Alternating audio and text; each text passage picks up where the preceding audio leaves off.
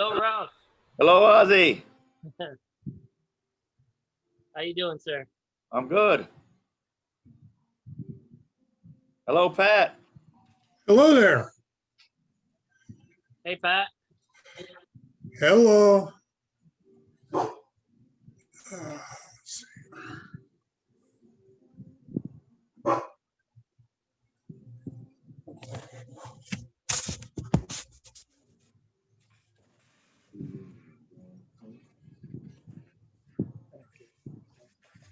Oh, we get a twofer, huh?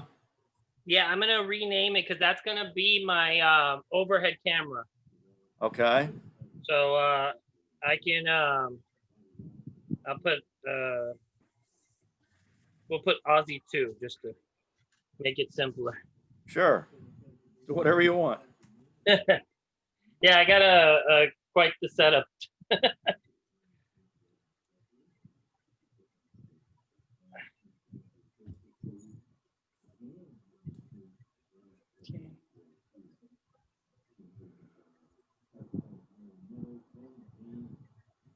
Oh, okay. Switch that around.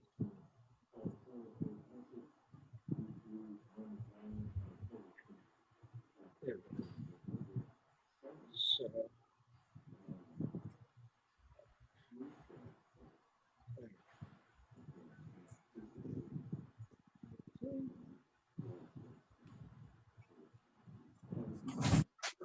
Okay.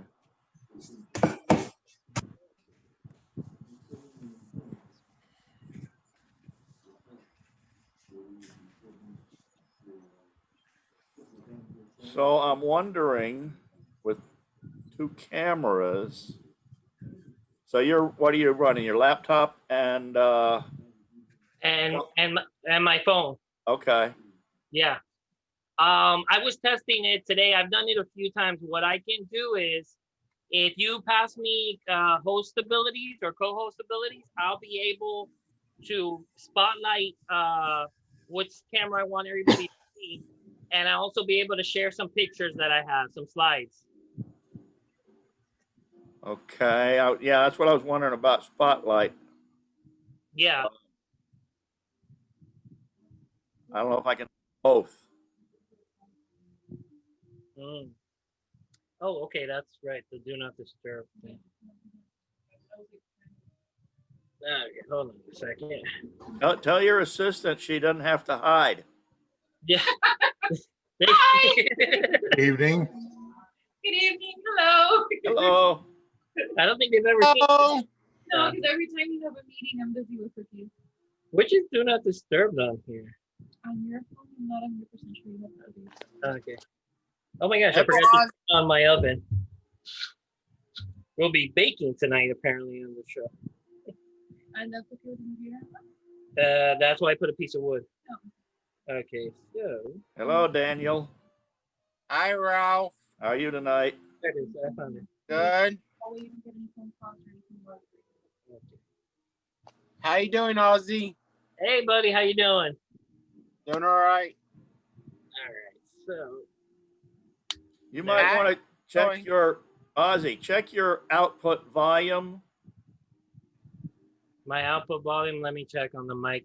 Yeah, because I have a separate microphone, but it might be a little yeah, it might be too far away. So let me raise the volume. Yeah, it's a little low for me anyway. Right.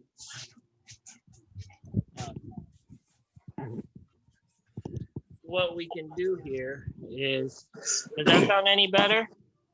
It's still low to me, but this is that new computer I got, and for some reason it doesn't get very loud. Right. There we go. Let me do that. How about that? I can't really tell the difference. How about the rest of you guys? Can you hear him okay? Yeah. Yeah, I think so. Okay. Yeah, he's fine. All right. Perfect. And let me check my other view here now that we have. Okay. So that's, make sure I'm in frame. Got to keep everything on this mat here. Okay. And I'm going to need to put some weight on my stand. Okay. So yeah, I'm ready to go once the you do your thing, Ralph. Hey Pat, I'm gonna walk away for a minute. No problem. hey Pat, Yeah, what kind of dog is that? God only knows. It looked like Got two of them here helping tonight. I think they want attention. Yeah, they're a little spoiled. Yeah, because that's the. All right, so I can control the mouse right here. I'll be standing up. I'm just sitting for right now. Hey Ozzy, Yes, sir. it's been like 2 or 3 weeks since I was able to wood turn. Oh no. I was That's sick too long. I was sick for a couple weeks. Mm. My brother gave me his cold. Oh. Yeah. That's My not father, good. then I gave it to my father. No, and when you're sick, you gotta stay away from the dust. So I totally get you.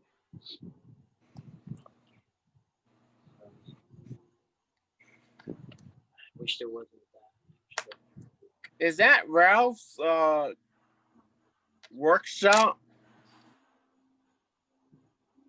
What? I'm sorry. Is that Ralph's workshop I see? Right, that's Ralph's there. Yeah. The one you're seeing me at is mine. Nice. But No. it looks like Ralph's got a lot of stuff. I don't think I need this extra light, do you?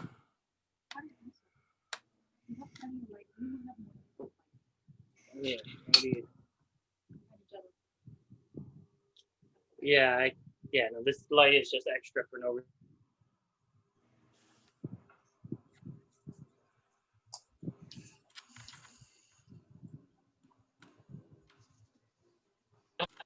Well, that magnet was strong. Now it's gonna go with the charger. That's a little sewing.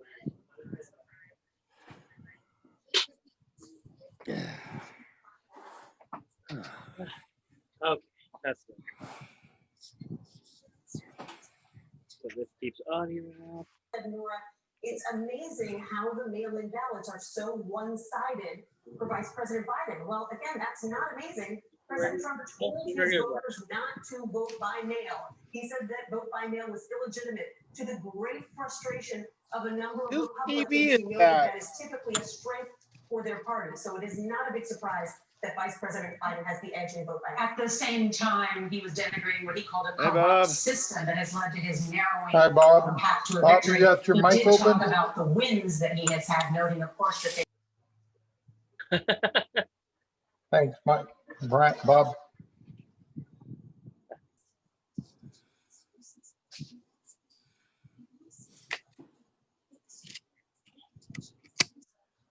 All right, so. Hey, Brian. Hello. Hey, Brian. Hello. Hi, Brian. Hey. Good evening. Can you hear me now? We can. Oh,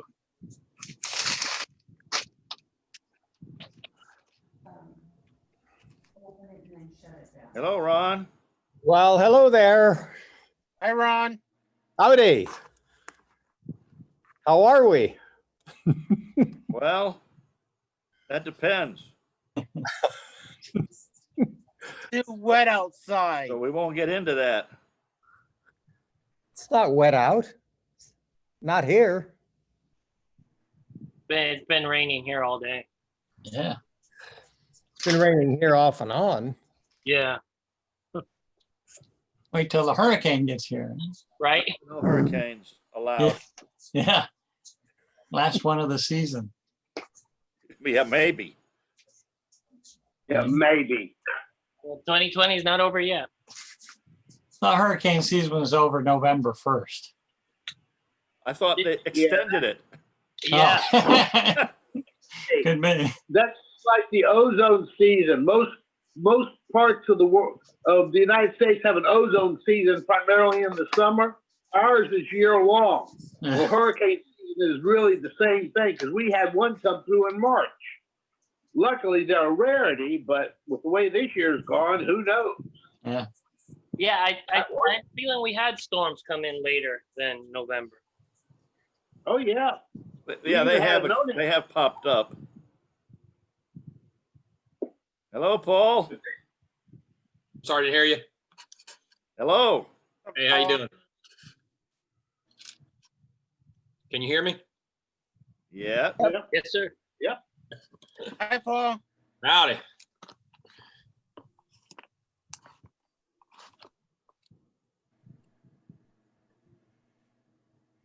I invited, I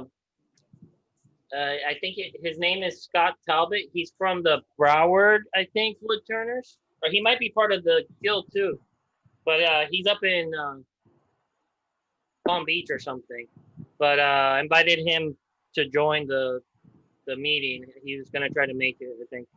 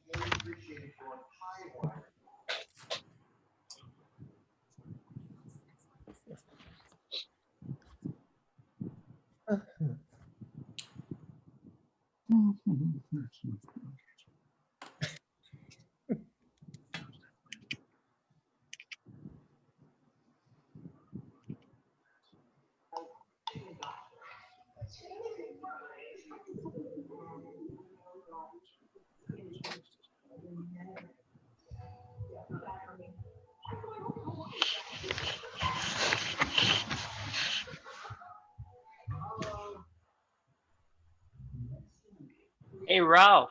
Hey, Question, and to all of you, have you guys done the latest update of Zoom? I have no idea. Okay, because there Guess is not. a new feature that they added where you're allowed to set more than one spotlight. So, I mean, technically it doesn't really matter, but if you don't have the update, you won't be able to see the dual spotlights. You'll just see one or the other, I think. But just wondering if you guys have done it yet. It's not an automatic update, I think, but I think you have to actually go look for it. Huh, I don't recall. I thought I saw something maybe, but I don't remember if I saw it or what it was. Okay, no worries. I was just checking. Well, we'll find out when I try and spotlight both your cameras. Yeah. Hello, Mike. Well, you can also you can add me as a co-host if you if you click the little 3 dots above the picture. Right. Yeah, if you make me co-host, then I can control the cameras on my end. All right, I can do that if you want to do that. Yeah, I'll do that.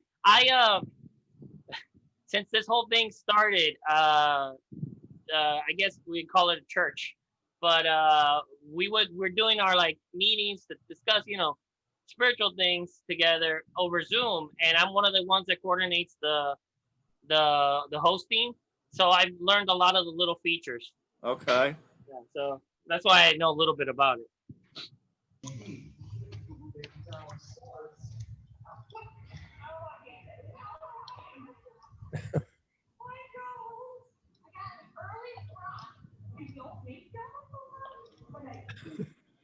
Hey, Ralph, Yeah. thanks for putting the meetings up on YouTube. Oh yeah. Oh. Yeah, we're Jack's in the process of trying to get them on the website. I'm not sure if he's been successful yet or not. I haven't checked the website late this afternoon. I know as of yesterday he hadn't. He and Dave and I had a little meeting yesterday, Zoom meeting, about getting the videos, on the website. So and you know, I know any of you guys that have seen them, they're long, they're boring at the beginning. They got a lot of dead air and some technical computer glitches, but Jack's working on possibly doing some editing on them and moving the actual meeting part to the back of the video so that you know, when you first bring it up on YouTube, you'll see the demonstration first, and then all the pre-demonstration stuff like going on right now after the actual demo. So it's in the works.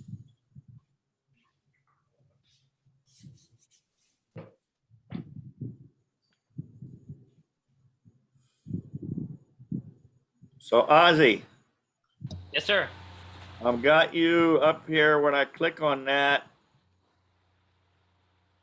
I bring it down. It only says make host.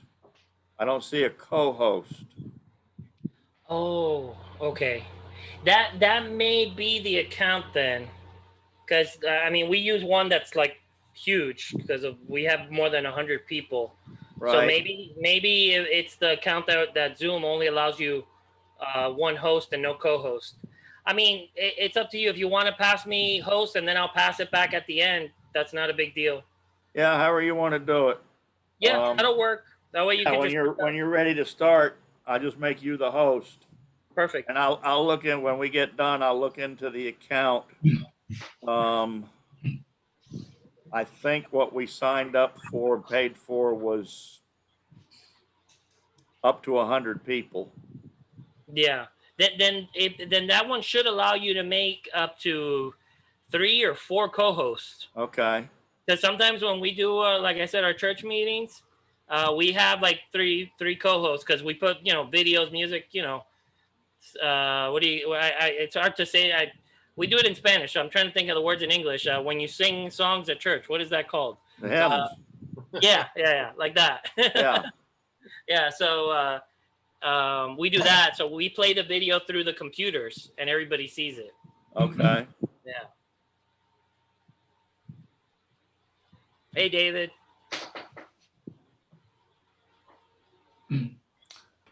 Hello, all. Okay, David. Hello, David. Hello, Jim. Hello, Danny. Ralph, Hello? Yes. this is Jim. Yes. I wanted to ask the group at some point when it's convenient. A neighbor of mine has a large oak tree he's having taken down, and if anyone is interested in getting some oak, I'll give the address area and send it to David later. Send it to me. Okay. Send the information to me and I'll forward it to everybody. Oh, all right. Thank you.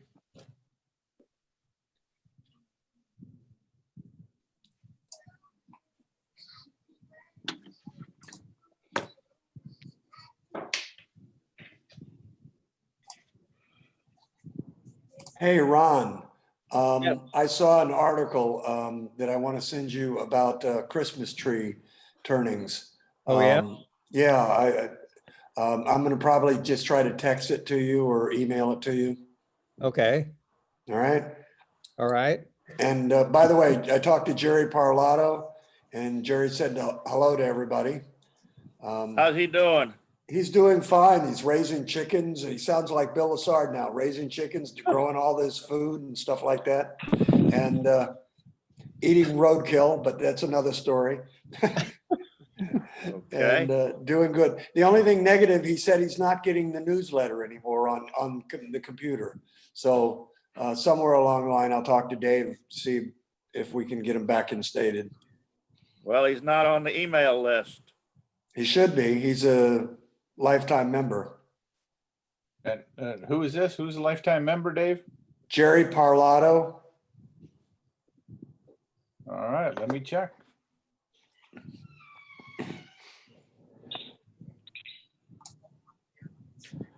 He's one of those honorary members. Is everybody having the problem that it's flashing back to a green phone thing? Yes. Oh, okay. At least I am. Who's Yeah, that? me too. Who's the green phone?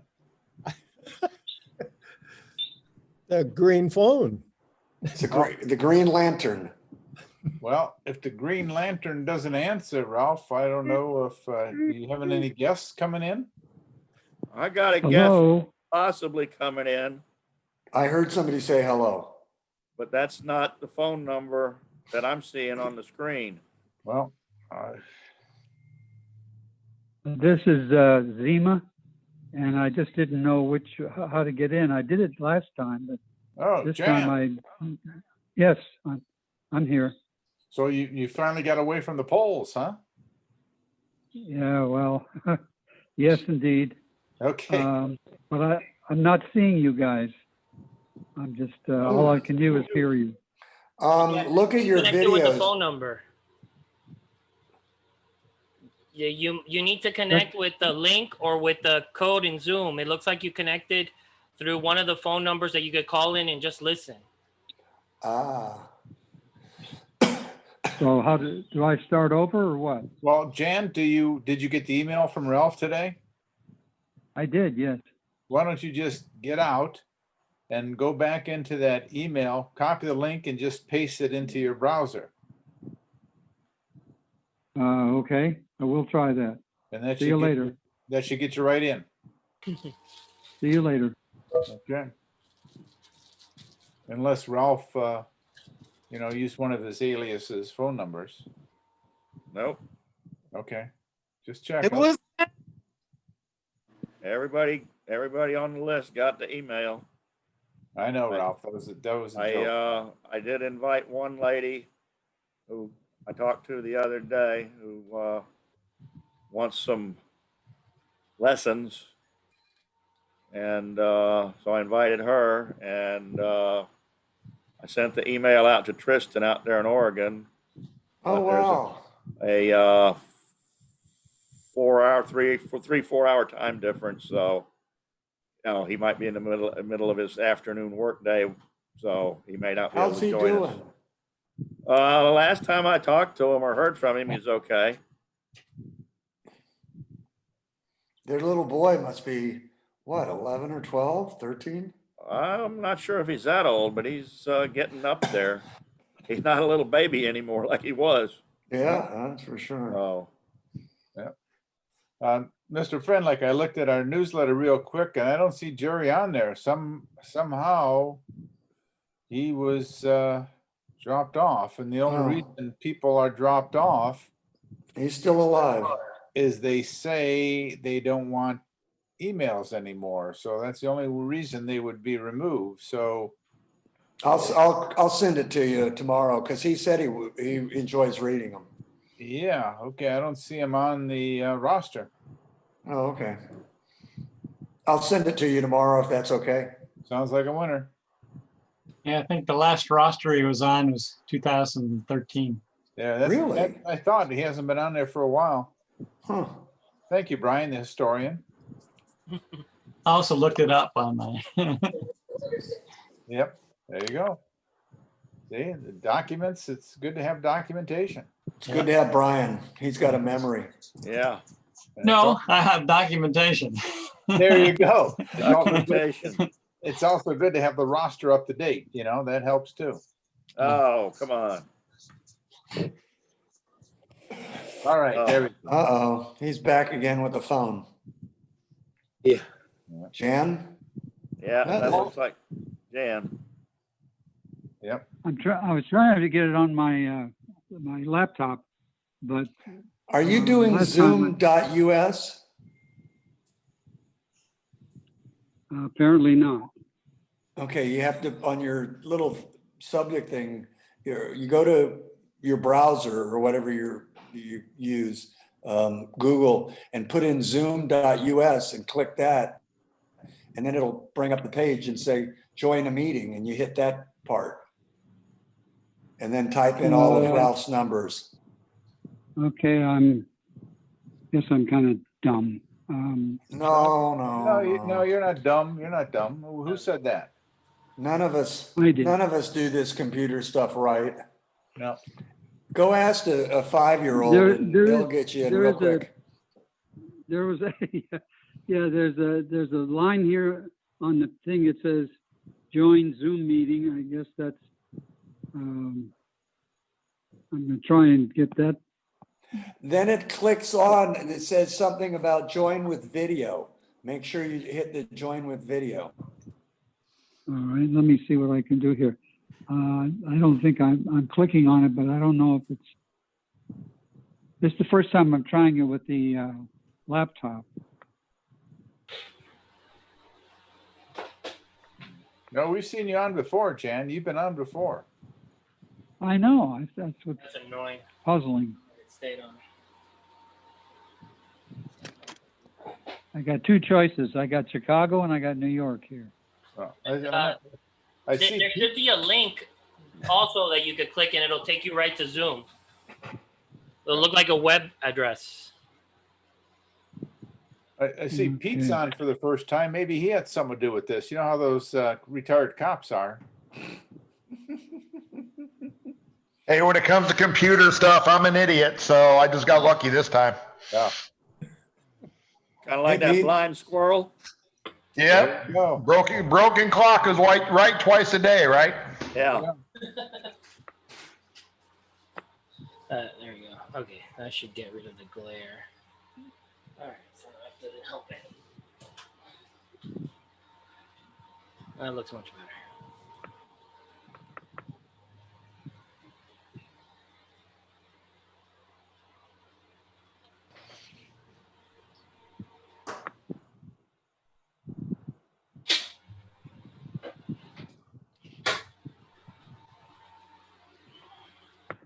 There's Ozzy. Oh, there was Ozzy. I'm here.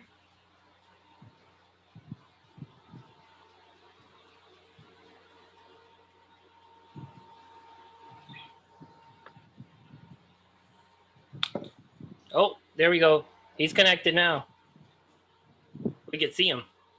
You can see him? Yeah. Yep. But I his, saw- did his audio connect? Let's see. I see the green phone. Connected. Yeah, me too. Oh yeah, there's Jan. Jan, maybe you want to hang up your phone. Yeah. Hang up the phone, Jan. Got it. Hang it up. All right. There we go. There we go. Well, maybe Jan, maybe we should go back to your phone. No, never mind. You look okay. That's all right. Thanks a lot, Dave. I still don't see him yet. There he is. He's in the lower right-hand corner. I have no lower right hand. Oh, I see him now. I do. Okay. Hi, Jan. Okay. All right. If you put him in gallery view, you'll see everybody. Yep. Well, and like Jan always says, it's good to be seen. Yeah. Rather than viewed. Then viewed. Yeah, right. Hey, Pete, how's the hunting doing? Are you doing any hunting? There we go. I'm leaving next week for a week. Nice. Monday I leave for a week. All right. Went up opening weekend, saw something, but nothing big enough for me to harvest. So I'll be going up for a week next week and probably go up at the end of the month, one time in December, and then January I'm heading to Kansas to go pheasant hunting. Taking Toto? Yeah. Looking for Dorothy. Yep. I see that, Ralph, there's 20 people on here. That's the most we've had. I wonder if it's because Ozzy's doing the demo. Might be. Maybe. Well, one of the extra ones is on my other camera. Okay, 19 people. All right. I'm ready to go when you are, Rob. All right. Well, let me get the business part done. You know, as usual, join the AAW, this and that, support our vendors. We have no events until next year, hopefully.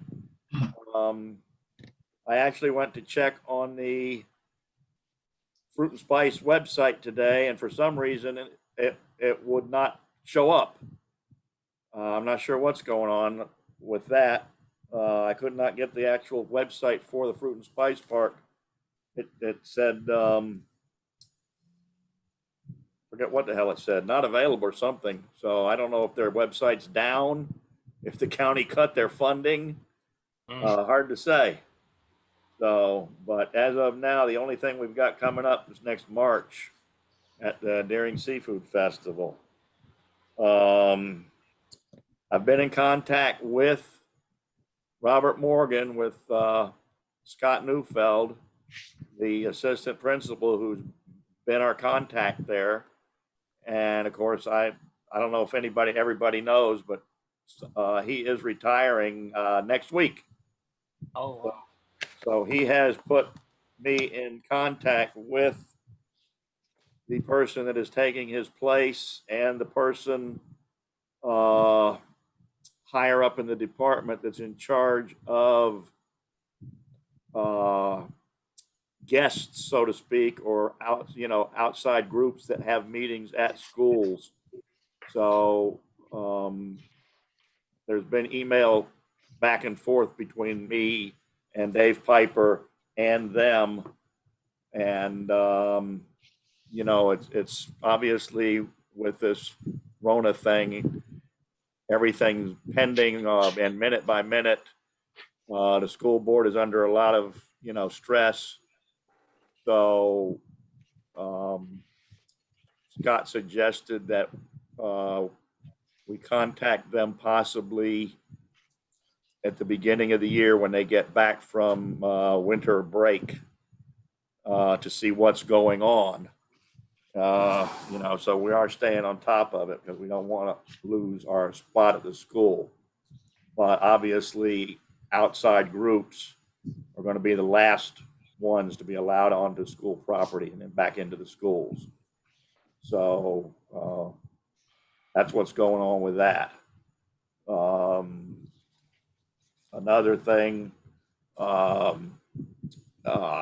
David Sigley had brought up to me, and I've kind of gotten a email together, which I'll be sending out in the next few days about, adding a list. We have our mentors that help other people with the turning, and David thought it would be, and I think it's a good idea also to make a list of members that have other woodworking equipment that most of us may not have, like planers and joiners and things.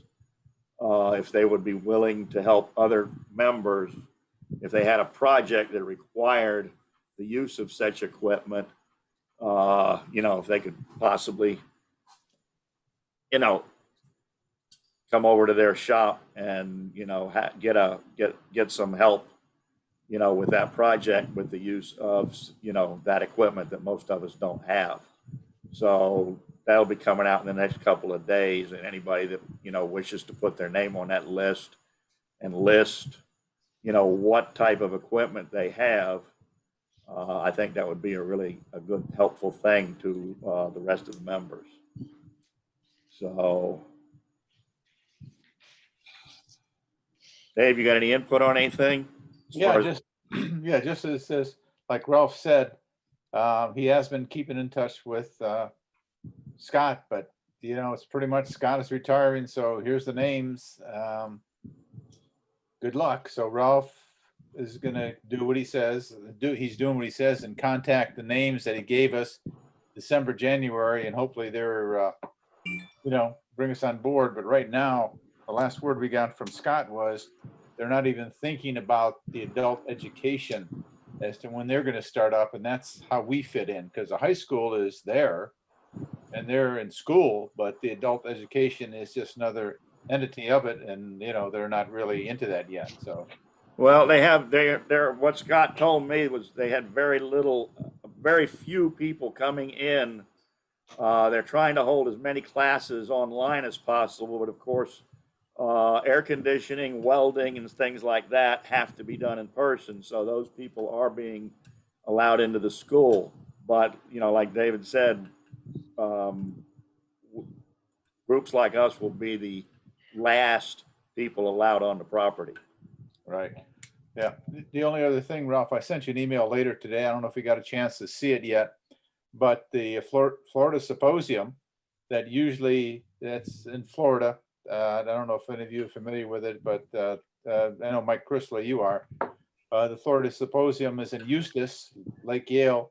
Been going on for years, and this year they're open again in February. I sent the information, Ralph, to send to everyone, but they're going to have it in Lake City at a different place. So that interesting. They're gonna have it at like a convention center, and there's hotels that are close to it. So it will not have any on-hands demo. They're gonna try it the first time. So they're gonna have like 4 regional demonstrators and 4 local demonstrators, and it's a big change from what they've had.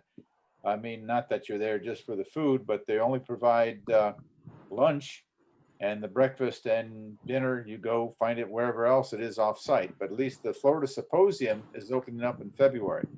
So if Ralph's got other information, he'll send it to you, those of you that are interested. So that's one that's starting up. That's one symposium that's starting up next year. No, actually, if you look at the date, I believe it's 2022. I thought it was 2021. No, I don't think so. I glanced at it quickly, and I will forward that tomorrow. And it's from what I saw, unless my eyes are deceiving, which they have done in the past. I thought it was scheduled for 2022 February. Well, see, Ralph, that's why I send you stuff, because I skim over it and you look at it in detail, you know? So that's a good thing that you're I could be wrong. No, I could be wrong too. You know? I was wrong the other night at the bowling alley. I wrote down 48 instead of 42. Okay, I'm looking at the symposium right now, and it says here, it says 2022. See, Ralph, you're right. See? Thank you. That's why and it's Lakeland, Florida. Yeah, Lakeland, Florida, which is an hour closer than it used to be, travel-wise, at least from South Miami. So I will forward that to everybody tomorrow, and hopefully I'll get the rest of that list composed where it makes a little more sense than the first one I wrote, and we'll be sending that out tomorrow. Yeah, but that's the first that we've heard from anybody about a symposium. Of course, it's not an AAW symposium, but it's a local symposium. Well, actually, I was glancing at the AAW magazine, the one that just came, I believe, in the mail last week, and they are planning to have the one in 2021 in Kansas City. But it's gonna be pending on, they're planning it and they're moving forward as normal, but it is still gonna depend on what the situation is with the virus, whether it actually happens live or if they go to a virtual like we did this year. Mm-hmm. So, they got a full page ad in the magazine. If by the way, if you're not a member and you didn't sign up for the virtual, you missed a great deal. For $20, it was outrageous. So next year, if it's open to anybody, even if you're not a member, send in your money. It's worth it. Just one of the activities was worth it. Yep. Right. Yeah. There's one other thing, Ralph, just to mention, because we're getting close to the end of the year. This is November. We're supposed to have nominations this year, and for our last newsletter, David Sigley is volunteered to be the treasurer. So that means I think the president's calling. The new president's calling us. It's George Bush calling. George Bush, yeah. Yeah, George Bush is calling. Either that or Gore. Anyways, that was a recount. That's why I said that. Anyway, yeah, that's what the hanging chads. The hanging chads. But anyway, so it's nomination. David Sigley is the new treasurer. So you may want to let people know that, dues are due by the end of the year. So yeah, dues will be due. Yep. So maybe we want to send the information to him and David Sigley's address. So send your dues into Mr. Sigley, this year instead of to Gary, like we have been doing in the past. Yes. And we got to update we'll update our website and, everything else. But also, like I said before, one more time, I'm going to say it. No, 2 more times. We got another month. Our bylaws need to be updated. Nobody stepped forward in doing it, but Mr. Friendlick, you're the guy that started this, and I don't know how you feel about not. But anyways, bylaws need to be updated because the The other thing is Ralph is doing a wonderful job. Yes, he is. And, Not taken away from that. And all of our officers are doing a wonderful job, but it's an opportunity for everybody to learn. I'll tell you, Ralph will tell you, he gets contacted by AAW, he gets information. It's a real opportunity to learn. So, and it, you know. Yeah, what you're trying to gloss over what I'm saying. No, you're not doing a chance. No, I understand. No, what I'm We have saying to is up- we the need bylaws state that the president and vice president only hold that Right. position for 2 years, and we're in violation it for 4 years. So I don't care if Ralph wants to be the president again, that's fine. If no one else wants to do it, but we need to update the bylaws. Either that, then stop mentioning the AEW at our meetings. If no one else cares about it, I won't say anything anymore. The reason I'm mentioning to you, Mr. Frenlich, because you're the guy that started this whole thing. Right, and know? I'll put a little bit of, the bylaws are there and they're meant to be used, and maybe we should review them. I know when we had the time limit, it was a different time.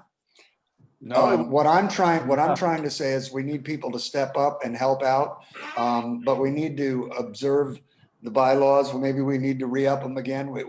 We did it about 4 or 5 years ago when you were president. So we need to reevaluate it. But on the other hand, it doesn't tie us any different to AAW. They sent us a copy of bylaws that we used as a model, and we adapted and changed. And some things we put in tongue in cheek. But if we need to review that, we can. I'll be more than happy to be on a committee if somebody else wants to join. Dave, you and I have done it before. No, Dave, it's not if we want to review it. We need to review it. We need to change it. It's not if we want to.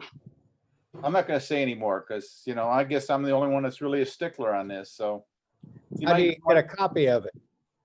I'll be glad to send you one. Ralph's got one. We'll send it to you. Everyone agreed to it back in, let's see, when did it happen? Let me see. Let me look at my gavel. 8 years ago. 2016. 2016 is when everyone said, yes, this is what we agreed to. Will you send me a copy? I will send a copy to everybody. Excellent. And I will sit on the committee to review it. If somebody else, Dave, if you want to join me like we did last time, you and I worked good together. And it would be nice to have some, again, I'm going to say it over and over again. It would be nice to have some fresh blood coming in and giving your ideas and your input. What are you smirking about over there, Brian? So yeah, there's no takers yet. So there's no takers, but at minimum, this needs to be changed before we start 2021. But that's it. I've said it. I've said enough. I said this at least 3 or 4 All right, Dave. Last couple of years, and I'm not Dave. saying, no. What if Dave, you and I can get on a phone since nobody else is is anybody else volunteering to join us? And we can do Sure. It'll be taken care of. Ron. Okay, Ron and Dave will get together, and by December we'll bring something up. No, not December. This month. We can't let it carry on. And last time it took 3 or 4 no, months. I'm just saying a meeting. They're going to bring it. Don't they have to vote on it? Do you want them to vote on it? They're supposed to. Yes, there's got to be. Well, can we do an email vote? Dave Freundlich. Yes, sir. I'll contact you tomorrow about this. Okay. Okay. Mail voting is good.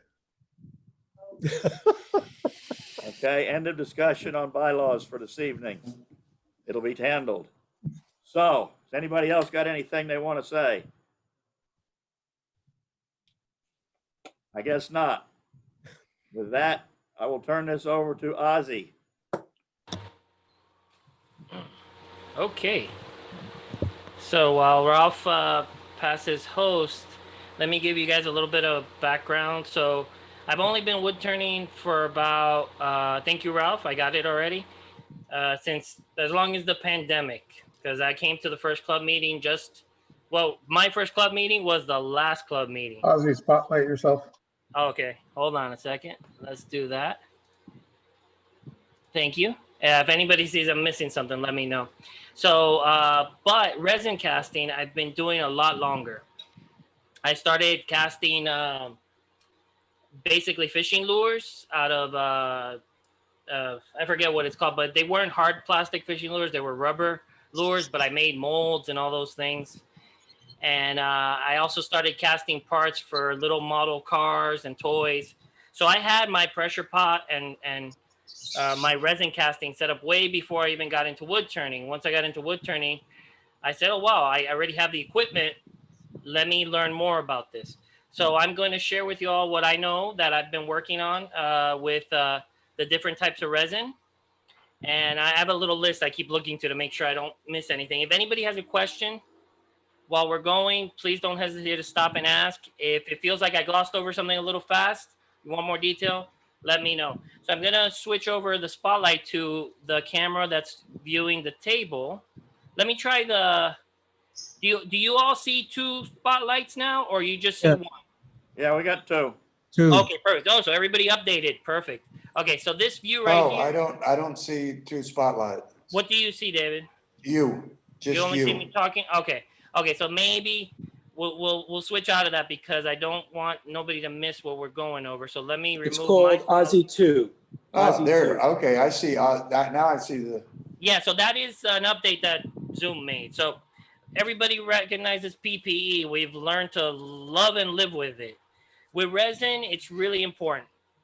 And some people have allergic reactions to the mica powders as well as to some of the fumes that resin gives when it's off gassing. When you're pressure casting resin, it's not as bad because it's all contained inside the pot. But when you let off the gas you let off the pressure, to remove your casting, you could be exposed to some fumes that might still be in there. So I always wear the mask when I open the pot after the resin has cured. Obviously, safety glasses. Gloves are important because some of these resins can be irritating to the skin. I had some of the resin that we're going to use tonight, Part B, land on my hand when I was doing it without gloves, and I developed a small burn. So it does irritate your skin. So that's one part of safety. Everybody knows it, so I'll remove this. The other part that we are going to go over is the pressure pot. This is the most important part. I'm only going to show you the top because it's sort of the part that counts. The pressure pot, and this is a Harbor Freight one, but if anybody's ever seen any YouTube videos, they have many other brands. So this is actually made for spraying paint in an environment where you don't have access to like an air hose or a paint sprayer. I'll be honest, I've never seen anybody actually spray paint with this, but I'm sure it's common. So the pot has been modified from its original purpose. Originally, it actually even has some come with like a paint stir, things like that. What I've done is added a new gauge. I've kept the same regulator that came with it, and I've added a valve to open and close and an air fitting. And the major upgrade that has to be done to this, and this is where safety comes in, is an aftermarket pressure relief valve if the pressure goes over the rating of the pot. In the case of a Harbor Freight pot, they are rated for 60 PSI. I don't push the 60 PSI, but I did get this because the ones from Harbor Freight are garbage. They leak most of the time before the pressure starts to get to 60 pounds. And, you know, they leak not because the valve goes away, it's because they're just poorly fitted together. So what I did is I bought an aftermarket one rated for 60 PSI. If at any point, while I'm charging this up, pressurizing the resin, it goes over 60 PSI, this will start to leak out and it'll pop eventually, just like an air compressor. And that goes on to the other part. You do need an air compressor to do this. I have a little silent 1 gallon air compressor, does a great job. I used to have a pancake air compressor. And those things are just, you know, most of us have an air compressor in our shop. The one thing you do have to keep in mind, and I have it, I can't show it because I have it in line with the hose, is I have a water filter or water separator. Just because water does not mix with resin. And we'll go into more detail now that we're going to talk about the kinds of resin. So the resin, I'm actually going to share a picture so you all could see and this video is very interesting. I kind of took it off of a video that the company that I'm going to be using tonight did. This is an explanation of sort of the different kinds of resins. Sort of ignore this part. We're not dealing with thermoplastics. We're dealing with thermosetting. So everybody can see this picture, correct? Yeah? Yes. Yeah. Okay, so I'm sure everybody's had a boat at some point living in Florida, so you've all dealt with polyester resin. This was sort of the first one that came around. Some people use polyester resins, modern polyester resins, for casting. Actually, I believe some of the guys that started casting pens, the older YouTube videos that you find about pen casting in a pressure pot was with polyester. Then there's epoxy resin, and then there's polyurethane resin. So just so we get an idea, I was watching the demo that oh my gosh, I'm gonna draw a blank to his name that was on our YouTube channel. The one about pouring the resin in the grooves of the bowl. David Goldsbean. Goldsbean did, yes. So the resin he's using, it's very good resin, is an epoxy. An epoxy resin is a little more forgiving. It can actually, your wood is supposed to be dry, but it can actually handle maybe a little bit of moisture. You can get away with being in open air. Most of the time they don't need pressure. You can either evacuate the air bubbles with a vacuum chamber, like almost what you would use for stabilizing wood. And they do take a long time to cast. I'll give you an example of two. Now I'm going to be showing products from this company. I'm not trying to sell them. It's just the company I kind of worked with a long time ago, and I've still worked with them. These two are their epoxy resins. This stuff, and I'm sure everybody's seen it, is the stuff you use for coating, tumblers, things like that. Now they have the plus means that it's UV protected, so it won't yellow. This takes about 24 hours to dry. Excuse me. I'm not seeing what you're pointing at. Oh, you're not? Oh, because I'm still, okay, excuse me. I was still sharing that screen. Here we go. So this is the coatings. This is basically, you can make castings with this, but very small, 3/8 of an inch only. This stuff is their new product. It's called Deep Pore. This, I have made a few castings with it. And here's some examples. So you can't really tell because I was trying something different.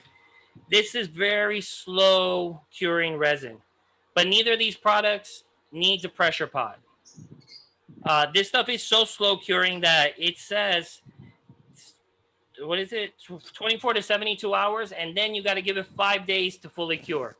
So a lot of people are using it for those river tables. Not what we're going to be using today, but I did want to give you an example of if you don't want to start with all this equipment, there is resins out there that can be used to make certain products that we can use to turn. This Deep Pore is a little expensive, but it's a good product to make casting blanks. I've done bottle stoppers, pen blanks with it. It's an interesting product, but these are, like we saw on that chart I had earlier, epoxy resins. Now, what we're going to be casting with tonight, this is also made by Alumilite. This is a urethane resin.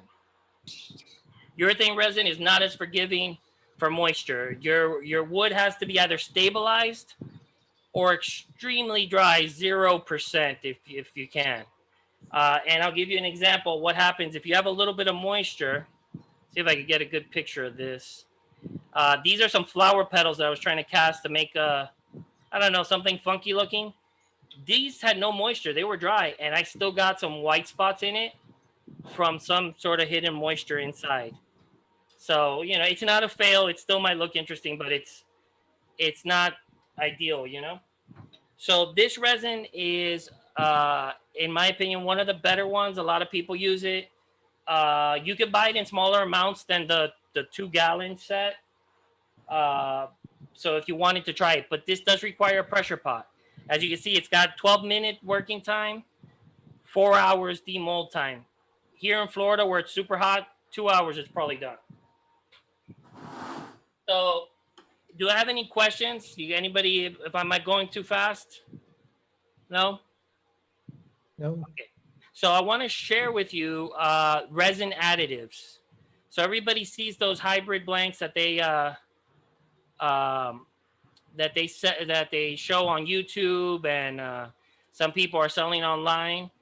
They make them with all sorts of dyes and pigments and mica powders. So I wanted to, everybody can see this picture here. These are just an example of some of the stuff I have. I decided to do it in pictures because it'd be a little faster to show. So these are all mica powders. All these are mica powders as well. There is some different products that are like stone. So they give you sort of that granite effect. The Alumilite also makes dyes. Yeah, in David Goldbean's video, he showed some Alumilite dye. There's also alcohol inks. Now, alcohol inks is one warning about those is they can set off your resin a little quicker. I have had, especially with the white, that I've used. I pick up the cup and it is kicking off really quick. I don't know why, but it does happen. The other thing you can use is glitter. So this looks like something for a little kid's party. But as you can see, the variety of glitter you can use. Have some cogs, metal cogs. If you go to put anything in that you don't want to turn, you got to make sure it's really set in the middle of your mold. So like these little metal cogs, there's some gold leaf, some silver leaf, all sorts of glitter, little plastic pearls. It's just, the sky's the limit with this kind of stuff. The one thing you do have to be concerned with resin additives, some things are heavy. So glitter will sink. And, or in the case of like some of these products, like this product that looks like stone, this is actually made out of polyester resin. So it does look like stone, but it's not. This stuff will sink straight to the bottom of your mold. So you have to add enough if you want to have a certain effect. Here's a blank that I made the blank with the part that looked like stone, but there's still some of the little, everything sank. Just it happens. So that's one thing to keep in mind.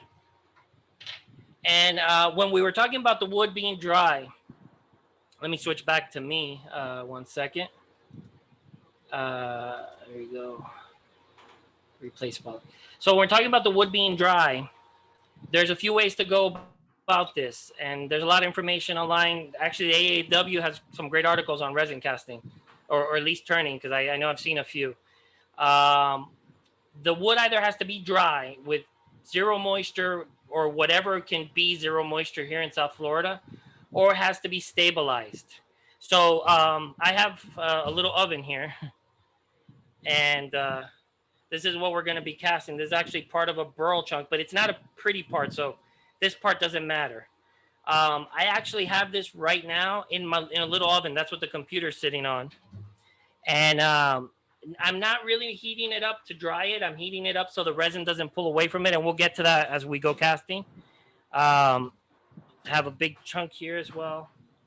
So you can stabilize it.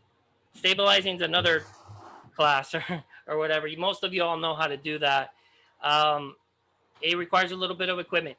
The great thing about stabilizing the wood, it's not turning the wood into resin, but it's darn close.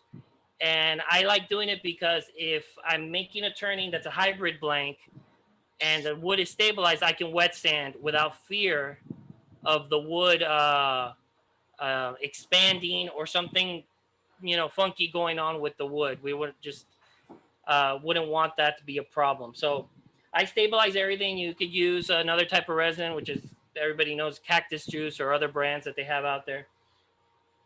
So that's the main thing about preparing the wood. So now we're going to talk about molds. And Ralph and I discussed this, I remember, about types of molds. I'm going to show you all some examples. Let me change the spotlight here. Here we go.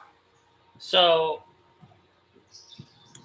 PVC pipe works as a mold. You get these type of pen blanks that are round. Now, as you can tell with this one, I actually forgot to use the mold release, and I had to cut the PVC away. You can use any kind of little bottle that you find. This is some sort of vitamin C supplement that actually fits a perfect pen blank inside. So you could cast in that. If it gets stuck, you turn it away. It's not a big deal. If you use PVC, like for bottle stoppers, like we have one, you have to try to find something to hot glue it to, and you can do that. Usually the sizes I go for, I've been doing 1 inch. That's probably very wasteful on resin. You could go with a pipe that has a 3/4 inside diameter, and that's a perfect pen blanket in my opinion. For the bottle stoppers, 1.5 inches. Let's see. Yeah, that's 1.5 inches. A little over is good enough. No reason to go over.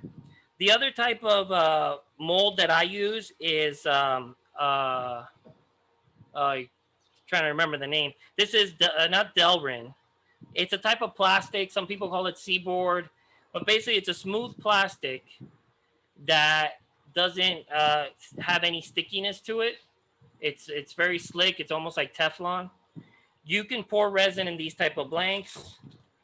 You can the gentleman I buy these from, he makes them with a sort of like not a dovetail, but they slide and click in. HDPE. Thank you, Brian. That's the name. I almost forgot. So these are really good. This one can actually do double bottle stopper blanks that are square. This is supposed to be a call blank. I actually got this as the guy threw it in because my order was delayed. For the PVC pipes, I said you could also use, stick it, but the simplest solution is just a little rubber stopper, or not rubber, silicone. The only flaw this has is that the resin will sort of pour around it, and you'll have like this sort of hanging extra flash with the resin. Not anything you can't work out on the lathe. So there's a lot of options. You can also get Tupperware from the dollar store. Our big hybrid blank that we're gonna do tonight, we're gonna cast tonight. That is gonna be in a Tupperware that I got from the Family Dollar store. So if it goes bad or whatever, no big deal. Nothing lost. It was less than $1 actually. One thing you do need to know, since we're dealing with urethane resin, some materials need a mold release. So anything that is not HDPE, let's say, or silicone, you need a mold release. This is the brand I use, but any kind of urethane mold release is the ticket for that. So something to keep in mind with the pressure pot, if you're doing these blanks that are pipes, you can rig something like this up. You could do multiples. They'll stand there, and then you just fill them and lower it into the pressure pot. So, you don't have to worry about them falling over or anything like that. So anybody can build this. I made it out of old cabinet parts. Everything's falling. One thing you're going to see, and when we get to the casting part, is these pressure pots aren't even on the bottom because they're made to hold a gallon of paint. So they're concave on the bottom. So there's two options. First option is you cut a little piece of wood and just put it down there. I put these little notches just so I could pick it up, and that'll make it flat. Or if you have some old resin, doesn't matter what kind, you could pour it on the bottom, make sure your pot is flat, and it will always have a flat bottom.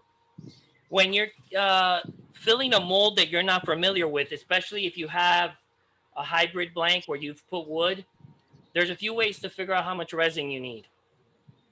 The original way I learned was to use rice. Don't eat the rice, obviously, like it says on there, after you've used it for this type of stuff. Right? It's reliable, but it's not my favorite way to do it. What I do is I make my my calculation on the size of the container. So I'm going to share a web page with y'all that I use for this. Let's see, where's my stuff? There we go. Share screen. So again, this works for any resin, really. But it's Alumilite, the same brand that we're using. So they have a mold box calculator. So you have a rectangular mold box and a cylindrical mold box. So this is pretty accurate. And actually, our measurements for tonight, let me put them in. I said it was, hold on a second.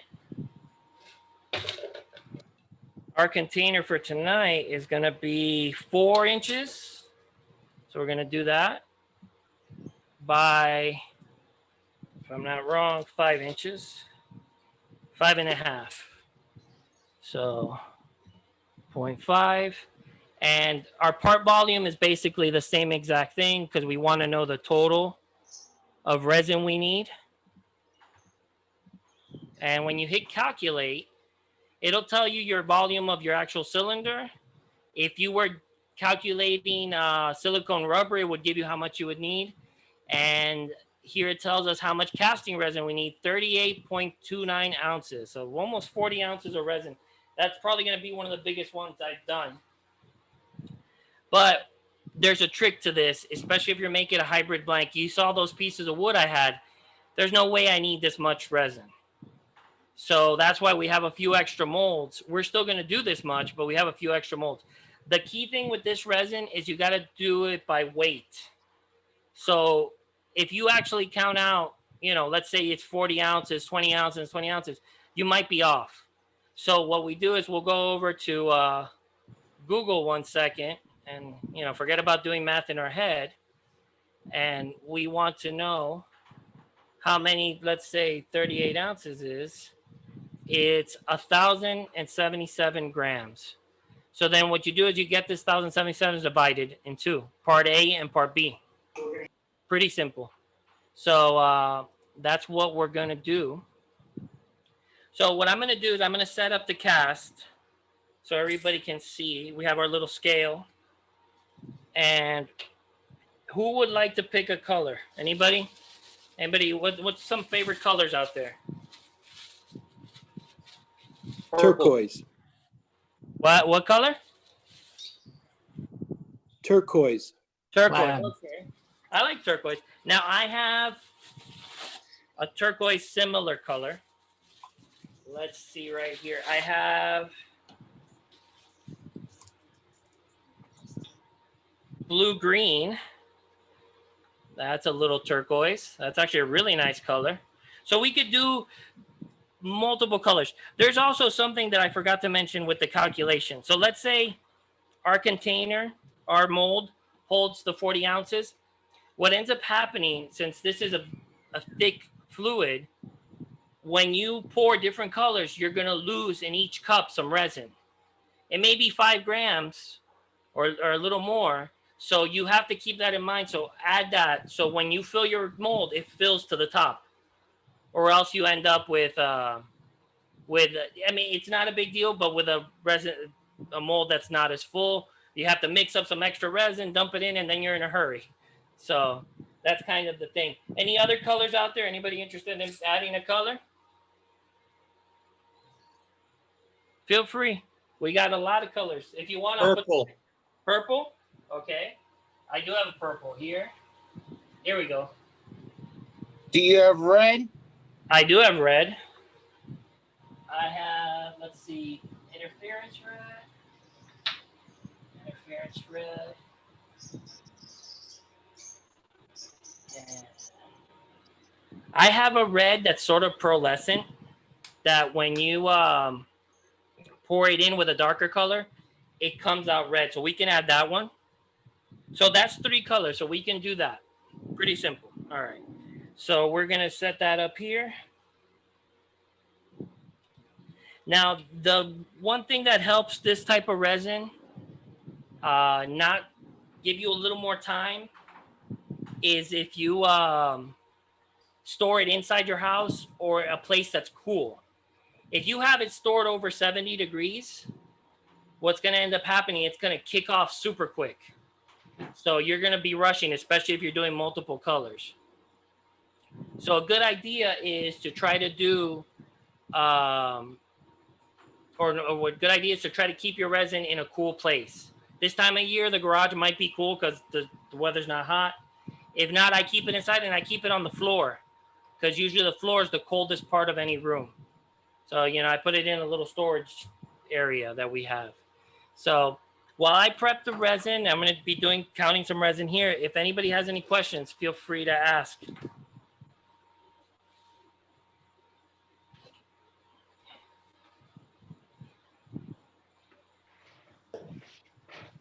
All right, so we said 1,000. So we're going to do 500 grams of part A and 500 grams of part B.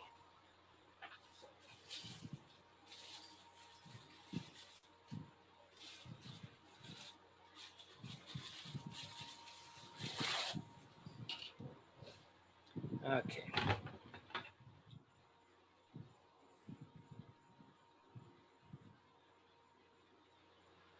So I'm finishing off this bottle of part A because it's done. So that's why I'm dumping it like that. I wouldn't dump it this nonchalantly. All right. So we have 200, let's say 219 grams of part A. So now we're gonna go with the other part A. Oh, this part A is not even open. This company, if anybody's interested in purchasing resin, they always give discounts. So if you just gotta search for a coupon code, and they usually give you 10%, sometimes even 15%. Oh, I knocked the camera over, or not over. Oh. All right. Let me see if I could put in shot so y'all could see the grams. Here we go. Okay. Well, oh, it's Alumilite is the company.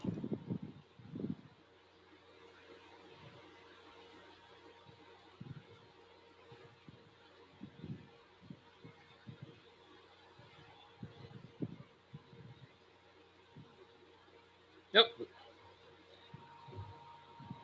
Oh, there we go. I was touching it. I was like, why'd I go to 500 all of a sudden? Ooh. On the dot. Okay. So as you see, that container is not going to hold all my resin. So we are going to use a bigger container to mix the bulk of this up. And I have that here.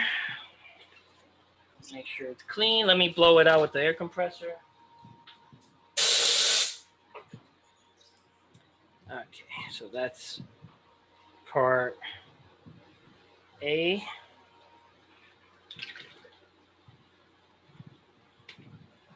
Sorry if I'm off camera for a second there. And now put it back on the scale. So now you do need to have a scale that's sort of accurate, down to the gram. It's kind of a requirement for this type of resin. Some resins, like the epoxies, if they're by volume, it's just you can get a half and half, or use the measurements on the side of the cup to get your correct ratio. So I make sure we're pouring in part B and not mixing it up again. So.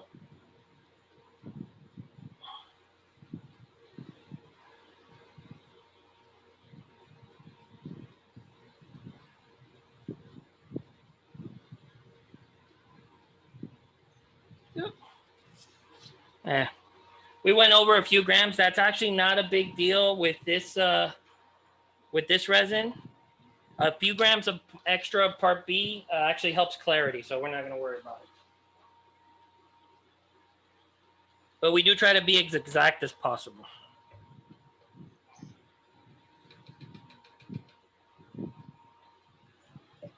All right, so we got our scale.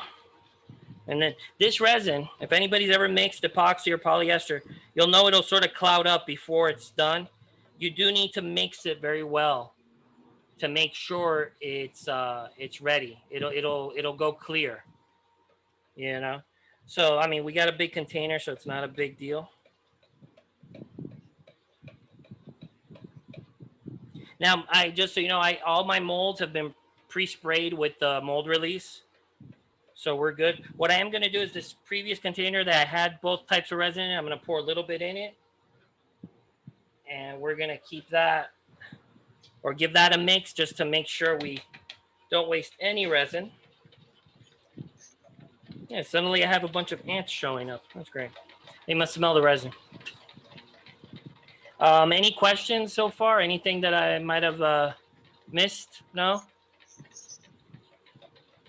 No, Ozzy, this is Dave. Yeah. Just one rule of thumb that I've watched many videos and some that I go by, when you're stirring the resin, you just stir and stir it, and then when you think you've stirred it enough, stir it some more. Exactly, yes. This resin's very, very viscous. So like you could tell. So you know when it's done, but some resins, especially the epoxies, you have to give them their mix for a good 5 minutes, maybe even more, depending on the amount. If I was doing this in any other resin, I'd be mixing for a while, but you also have a longer work time. So, all right, we're gonna separate out our resin. Gonna just eyeball it, nothing real precise. I sometimes measure it when I want equal amounts, but when we're doing a hybrid casting, I kind of like it to be a little wild. I'm also starting a clock at 12 minutes just to make sure that that had everything in place. All right, so we got that. Ozzy, this is Daniel. Yes, Have Daniel. you ever done table before with A table with resin? Yeah. Like those rubber tables? I actually have not, but I've worked with resins that can be used for that. So it's actually kind of a cool thing. It becomes a little expensive. Like when a customer wants that, it could be pricey. So we're gonna leave some of this clear resin to the side. And here comes the fun part, the colors we picked.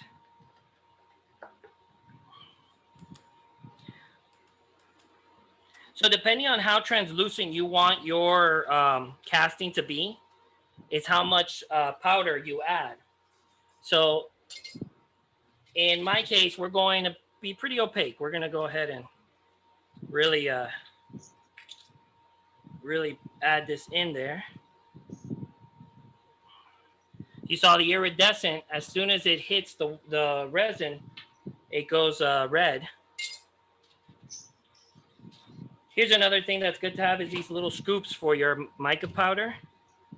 Ooh, I almost knocked over a cup full of resin. That would have been bad, folks. The demo would have been derailed.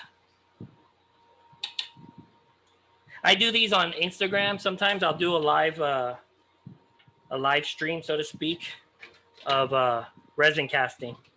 Most people get a kick out of it.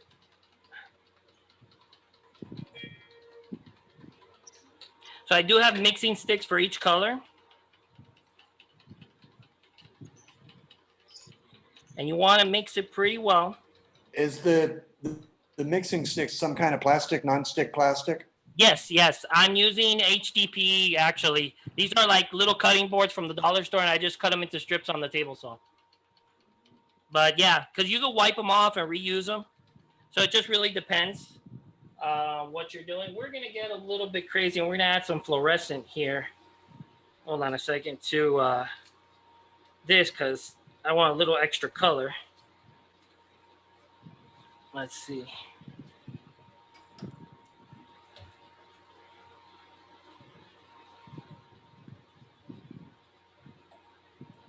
Plus, we're going to have the other molds, so we can use those as well. So most of the dyes are translucent. So unless you buy opaque dyes, you're going to see that this one in particular, it's pretty translucent, but it'll add a nice touch. So you mix your resin. It's going to warm up. You can check it with a temp gun. And, you know, we're kind of ready to go for most of these colors. So we're going to go ahead and pull out our casting blanks. So like I said, I have the wood in the oven. There's a reason for it. It doesn't have to do with the temperature being dry. It has to do with sometimes resin will pull away. Now, is that a toaster oven or a microwave oven? Toaster oven. So resin will pull away from the wood or from your mold if you're not careful. You know. How hot is the toaster oven? Is it like maybe 200 or higher? I put it for this kind of stuff, for just heating up a mold. I use it the minimum, which is basically 150. It says it don't get to 150. Yeah, no. So, are we in shot there? So this is it's pretty simple. You start adding your resin. So we add a little bit. Gonna swirl in some purple.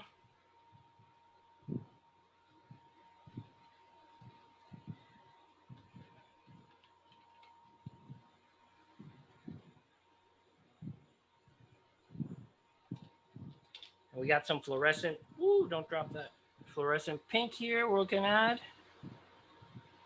We can also, I like to add a little bit of clear resin, also to add a little translucency. It does some crazy stuff to it. So this blank will be really, really funky. So now, so what would you do with a blank like this? I usually make a small box. So a small little lidded box is perfect for this.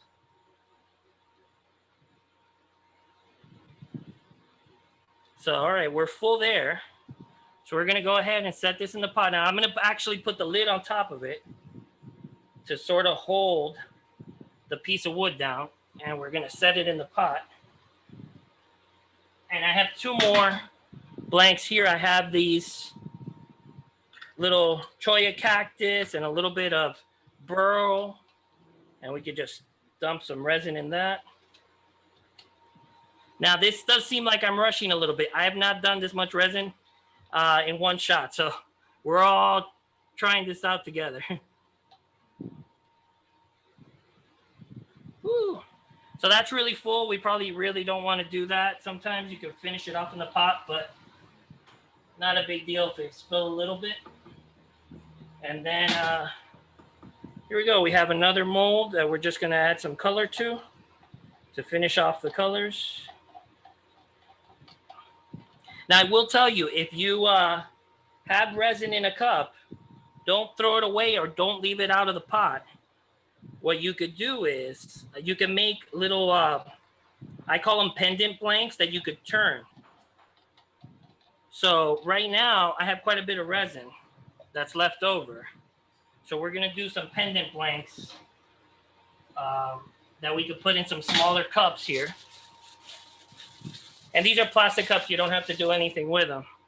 So you just dump your, well, in this case, we'll dump these two resins in there.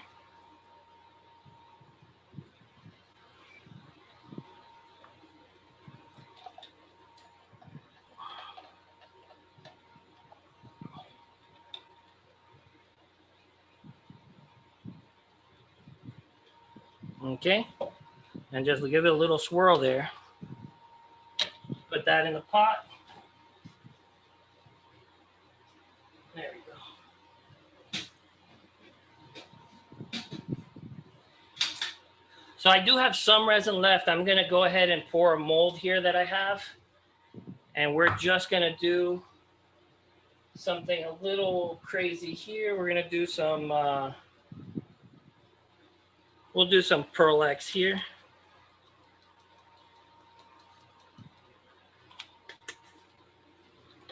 And we'll mix it. Now it's getting thick, so we're not gonna have a lot of time to work with this. So what I'll do with those is that'll be like a coaster blank. We could dump this other resin on top. That one won't come out anymore. All right. So now the most important part here is you gotta load the pot and you gotta make sure the lid is on tight. So this is off camera. I won't be able to show it to you guys because I can't put it on the table. But you fill up your, I like to go to 55 pounds with the pressure.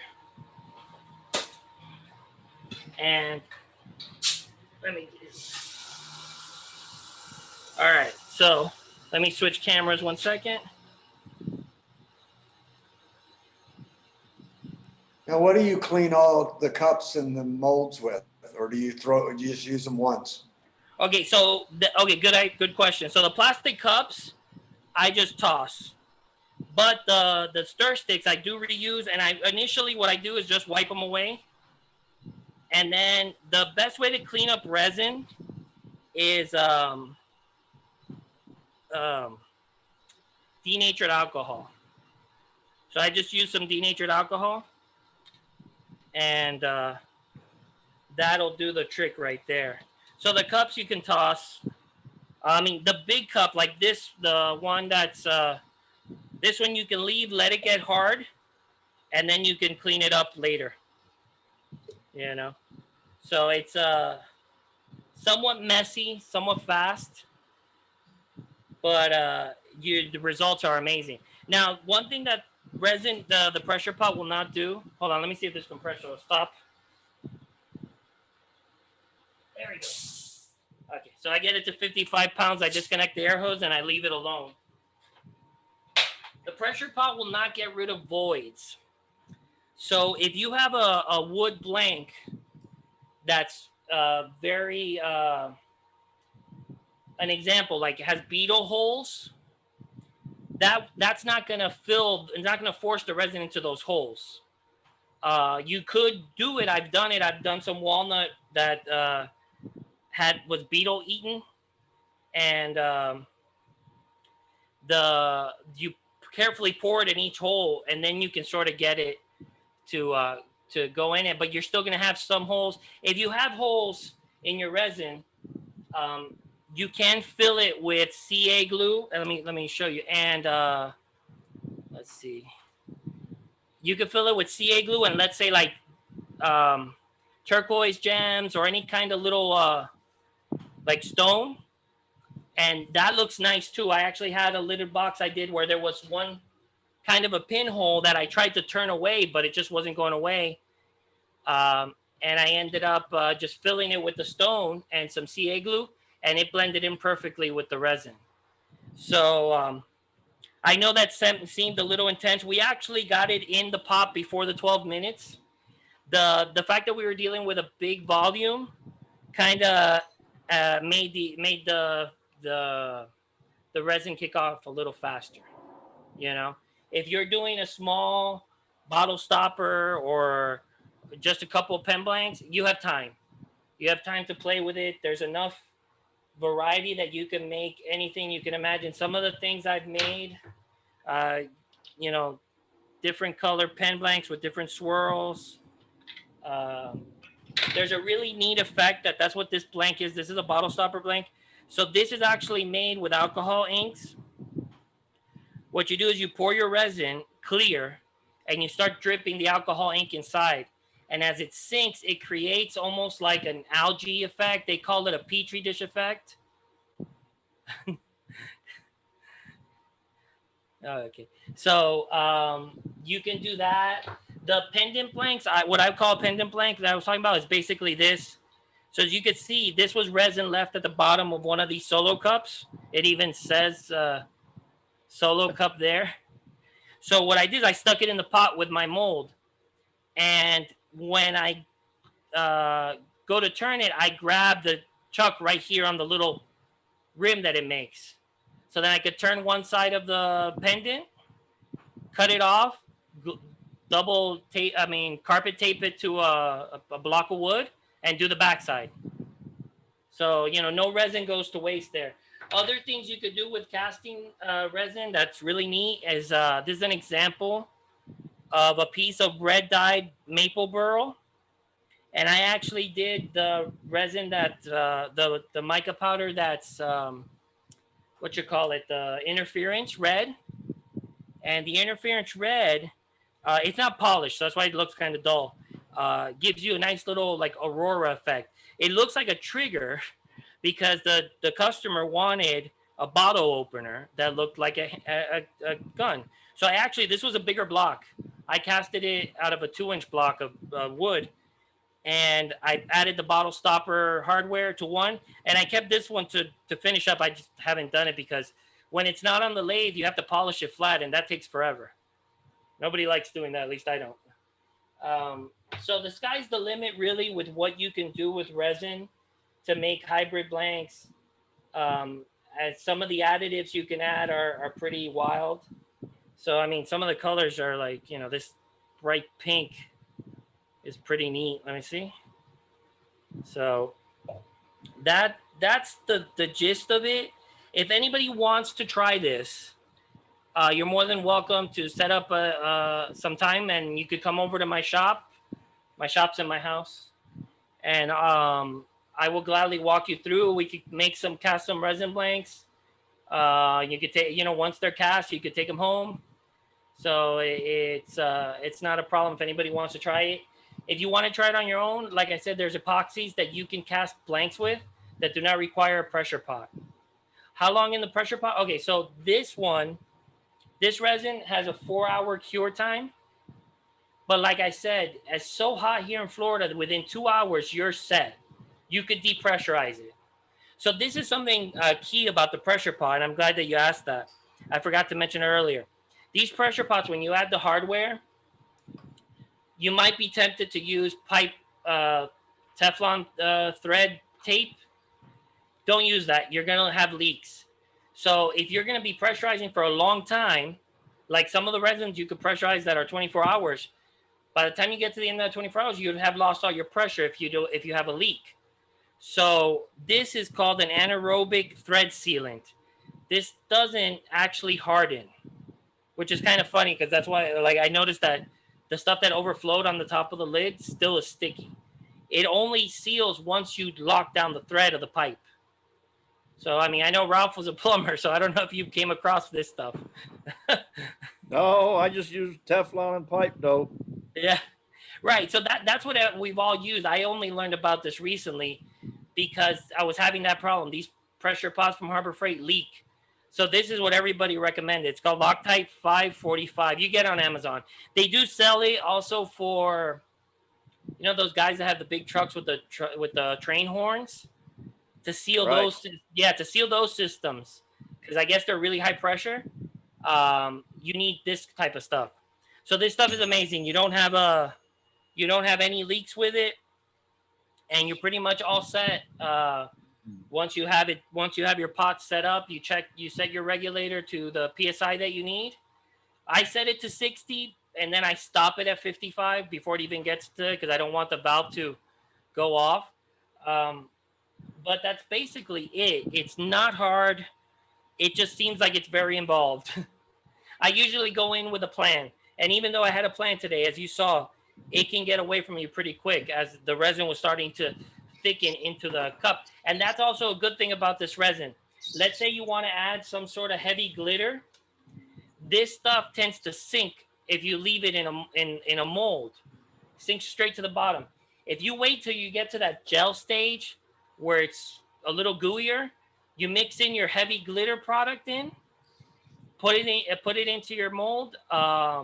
You'll keep it in suspension longer or more, where it won't sink to the bottom of a mold. I'll give you an example of what happens.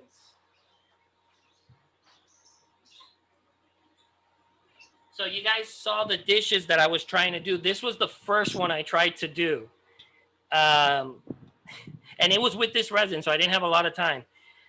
It should have looked something like this on the back. All the resin sank to the bottom of the mold. So it's literally half red glitter, half orange glitter. So you get oopses sometimes. I could still cut this out and use it as an insert, so no loss there. Which is a great part about resin. Even if you have a blank that looks like it sucks, you could probably cut it out and use it as an insert. I have a box that I made a hybrid resin blank, one of the first ones I made. I cut that thing round, cut it down to the width I needed, and I cut a recess in the box, and 5-minute epoxied it in. Perfect, and it looks really nice. It was a Sapelli box, so that's pretty good. I think that's the end of my demo, unless anybody has any questions. I'll pass it back to Ralph here. Thank you very much for your patience and letting me try to do a demo. Great job. Great job. Excellent. Excellent. Good job. Good job. Thank you, Ozzy. Thank you. Thank you very much. I appreciate it. Ozzy. I have a question. Yes, Paula. It's Paula, right? Yes. Go ahead, Paula. Just thinking about price, because I see that you use a lot of ingredients. How do you say that? So for a pen blanket, how much is the cost of material that you spend? Like do you know this? Yes. This number? Yeah. It's easy to calculate. So what you can do is, or at least what I do, is the most expensive thing is gonna be your resin. That's the first thing. Most of the time, the mica powders, the glitter, that stuff is cheap. You get it on Amazon in kits where you could pick a bunch of different colors. So it's not even a big amount. This is one of my favorite Liberty Copper. You might not be able to see it because I can't spotlight the camera. But this copper, it's a big tub of this, was like $12. So you can make thousands probably of pen blanks with that. So it can be a bit of an investment initially, but it's not crazy. I just an example. So the little plate I showed, I did the cost on resin, and it's a comparable resin. It's not the same one, but a comparable resin in price. It comes out to something like $6 in just resin, because it takes 300 grams, almost 10 ounces, to make one of those little dishes inside the mold. The mica powders, like I said, I already have them, but if you're gonna go buy them, it's like a few bucks here and there. What I do, or what I did, is I just started with, like, I bought a kit. You could go to Alumilite, you could go to Total Boat, you could go to the one that David Goldsbean uses, that art store up in Florida that has the resin. You could go to them, and they usually have a kit, and the kit will include the resin. It will include the mica powders. It might include gloves. It might include mixing cups. So it's a good start. And like I said, if you want to make a pen blank and you want to do it without the pressure pot, you can use the deep pore resin. This is, like I said, it's a little pricey. It's like, for this amount, which is 16 ounces of side A and 8 ounces of side B, this amounts $40. So this is expensive, but you can make pen blanks with it. And it's one of the reasons, since I was doing this demo, this was one of the reasons I purchased this product, because I wanted to offer an option and I wanted to try it. The resin that comes out of this is very good. I've already turned a very nice bottle stopper from it. But you do get that really long wait time. But, it's up to you. If you want to make a pen blank, or let's say you wanted to make pendants or something like that, you could start with something like that. And I don't think it'd be more than a couple of bucks per pen blank in resin and glitter, So that's my answer to that, Paul. Okay, thank you, Ozzy. I thought it's gonna be much more than this. Okay. No. I had no idea. That's why I asked you. No, Okay. no. So, I mean, I don't know I don't know now, but what are pens going for now? How about Dave Piper? How much are you selling your pens that have acrylic in them? Well, it depends. If you can, I got some stuff here, Ozzy, that you asked me to bring along to show. So if Ralph, if you can spotlight me, I can show some of the stuff and answer those questions. Yes. Dave has some pen blank molds that are really neat. Yep. Let's see if we could get Ralph there, or Dave there. There he is. There we go. A couple things. Ozzy showed the hybrids. There's this mold is a little expensive, but depends how many you want to do. So what you do with this mold is, when you want to do a hybrid, you just take your blanks of what I did here was bottle brush burl, cut them into chunks, put them in the mold, okay, poured some resin in it, and this mold comes apart pretty easy once you unscrew it. And then when you end up with is a blank that looks like this, and this was the clear cast that I got at Hobby Lobby. Mm-hmm. And that stuff, Paula, is pretty cheap, and you don't need a pressure pot for it. You do get some bubbles, but when it's in the mold, you just take a toothpick and move the bubbles away. But it turns pretty good, and I forget how much it is. A small box is maybe, I want to say, under $20, but you can make quite a few. And you saw what Ozzy did too. You don't have to get a fancy mold like this. Just take a piece of PVC, 3/4 inch, and pour it in there. Okay. Dave, if you vibrate that or bounce it, does that get rid of some of the bubbles? I've never, I never really had any problem with this product where I didn't have to do that. The reason, Just by letting it sit and come back, and maybe 5 minutes later, and just move the bubbles away from the surface. You can see by looking at this, you don't see any bubbles. yeah, that type of resin is an epoxy. Clearcast, that brand is actually made by Alumilite. They just advertise it a little different. Those type of resins, the reason you don't need a pressure pot is because they have such a long open time. The air comes out of them pretty readily, and then you could pop the bubbles with a torch or a lighter. One thing that you could do to degas, if you already have a vacuum chamber for, let's say,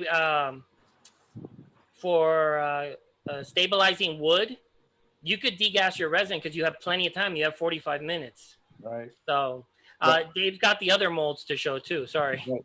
That's all right. There's another mold you can get when you get fancier. These are, you can see this mold, it's silicone and it has these little. Bring it up. Hold it up a little bit. There you There we go. go. Okay, it has like a little buttons in it, if you would. So you put your blank in here, all right? So all I did was put the blank inside those little nibs, the little knobs. Let me put it back in there. And each blank is for a specific pen size. All right. And you just fill it with the resin. Mm-hmm. And when you're you done, can wrap the blank with something, like if you wanted to do stamps, or even some people will insert little metal gears, stick them to the blank, and then you cover it in resin, and then you know where you're not going to hit. So it's pretty cool. Yeah, what I did is Joe Self was mentored me a lot at the beginning. So I took a picture of his fireman helmet and I printed it on a label, a clear label, and wrapped that around the blank and casted that and gave him a pen with his helmet on it. Customized it for that. And the other type of molds, you get a little fancier. These don't have those nibs in them. They have holes in them, and you put a cork in it or a rubber cork in it so that the resin doesn't get inside the tube.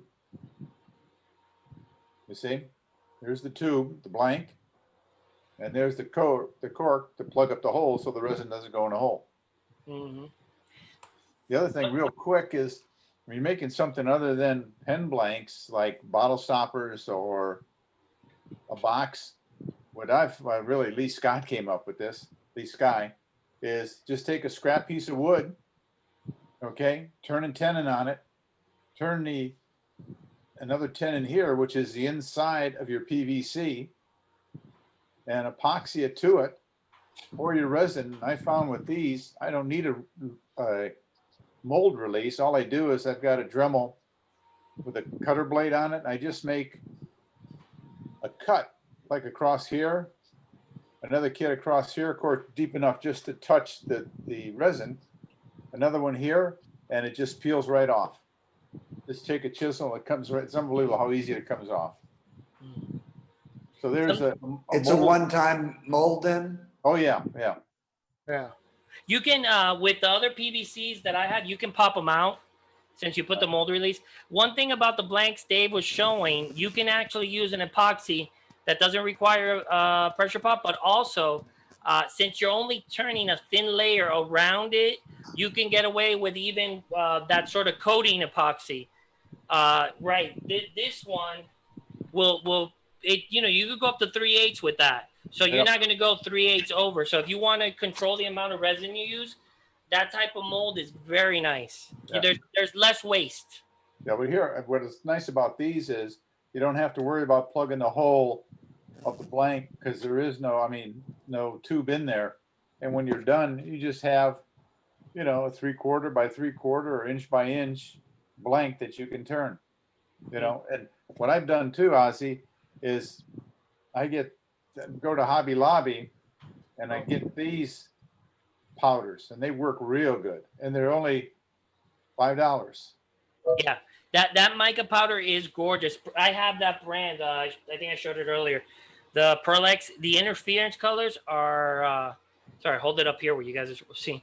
The interference colors are perfect. Yeah, this brand is the same one that makes these alcohol inks, the Jacquard. They're very good.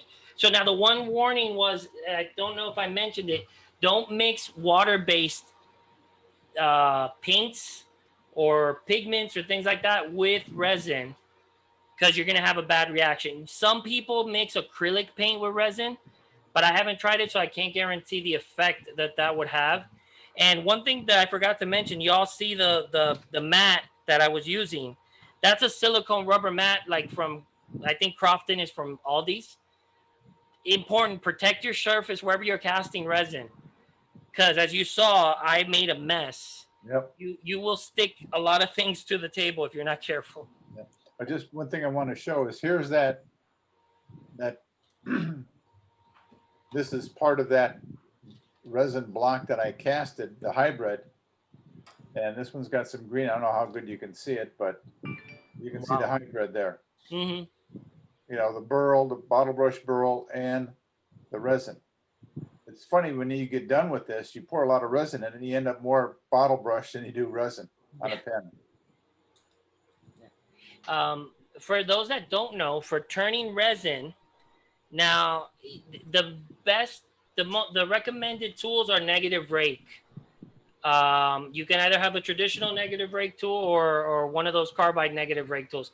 I started turning the resin with a regular carbide tools because it was the first tools I had before I bought a sharpening system and got traditional tools. And it can tear up the resin. It'll chip away. When I bought the negative rake blade, I'll show you all. I guess it's just This guy from Easy Wood. You can highlight, go back and highlight Ozzi. Go spotlight Ozzi if you would, Ralph. Let me see. There we go. So this is, you know, Easy Wood tools, very expensive, but you know, I had a coupon from Amazon. The blade on it is negative rake, so it's not straight flat atop. You know, it's got a little bevel to it on both sides, obviously. This will go through resin, and it'll be like those YouTube videos where the ribbons are coming off. You know, that if you experience with the like chipping with the resin, and you're using traditional tools, sharpen them a lot. Keep them sharp. And if not, you could use the carbide negative rake. I think that's the last thing I forgot to mention. Just one thing I want to add to that. If you're having any problems with your tools, I found lately just loan your tool to Ozzy, and when he's done with it, he'll sharpen it for you. And my rough and gouge will sharpen for me, look better than it did when I bought it. I should hope so. That sharpening system was expensive. Yep, but he did it. I tell you, what he's been doing lately, I tell you, he's really got a knack for sharpening. What sharpening system did you get? The Wood Turner's Wonders Kodiak, but with the 1 horsepower motor, with the CBN wheel. That's like both of them are 3-sided. One that's like flat, and the other one that has the rounded. 600 and 180. It was about almost $800. Yeah. I got a good discount on it, but it was still very expensive. And to be honest, it's overkill for my experience. You know, I don't know enough to really take advantage of it, I think. But Hey, this is Daniel. Have you ever had an air compressor malfunction on you? Yes, actually. My pancake compressor that I had started releasing bearings one day that I was loading up the pressure pot, and it totally spun out. But it was one of them Harbor Freight jobbers, so you know, it's expected. The one I have now is Harbor Freight, but it's a little bit better. My dad's air compressor is having problems right now, and I don't know why. So I was just wondering. I don't know how to repair air compressors. I'll tell you that much. But take out your credit card and buy a new one. Yeah, that's what I was. That's how you repair them. You go to Harbor Freight and buy one with a coupon. Right. They had the 15% off on everything this last weekend, so you could actually use the coupon on a compressor. Okay. Oh, I know what I'm gonna do with my dad now. All right. Look for sales. All righty. Okay, I took that other camera off of the meeting, Ralph. Okay. Well, thank you very much. That was an excellent, informative demonstration, and I hope everybody enjoyed it. It gives everybody some ideas on new things to do. That was great. What a wonderful demonstration. Good job. Thank you. So, Appreciate it. Very interesting. You will send me links tomorrow to the products? Yeah. I'll send you. Did you receive the last links I sent about the finish we were talking about? You sent me an email today, I think, didn't you? No, this was like the last workshop. But don't worry, I'll send it tomorrow and double check. Yeah, I'll send you a link to all the products I used and also the website and some videos where I learned. I learned on YouTube. Yes, excellent. Yeah, please send your links to the videos that you like pertaining to this, and all the product information so we can share it with the rest of the group. Will do. First thing tomorrow. Thank you. And obviously send them to Dave so he can put them in the newsletter. Okay.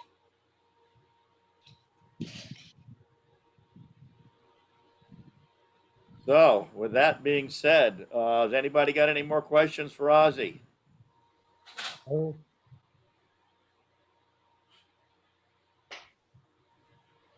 Does anybody have any questions about anything else pertaining to wood turning? I don't have a question. I saw something on the news the other day, and I ended up calling up AAW. It was really kind of cool. It was a young man from Iowa who went through that Dorado storm in August, and he ended up learning how to turn, and he's been raising money. So if you go to the AAW website and look at the events and news stuff, they were able to actually pull up the CBS report on it. It's kind of cool. Yeah, I shared that with the group. Oh, good. I believe everybody should have gotten that email about the AAW and it was on the TV on the news. They had a little short segment on a young man that was making stuff and selling them to get money for people. So, does anybody have any work that they've been working on that they want to share with us?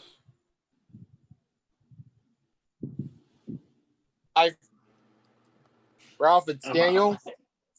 I just, hold on, let me get this backdrop turned off.